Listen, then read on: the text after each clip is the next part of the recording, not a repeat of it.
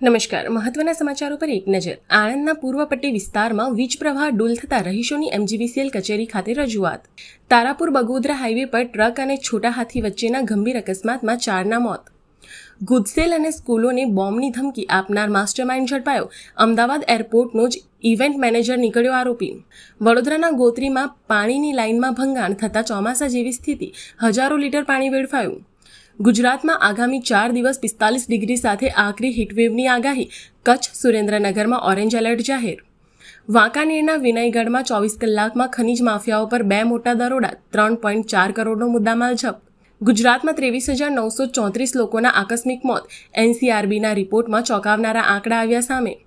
બંગાળના CM બનતા પ્રથમ કેબિનેટમાં શુભેન્દુ સરકારનો મોટો નિર્ણય. ઘૂસણખોરીને રોકવા બોર્ડર હવે BSFને હવાલે.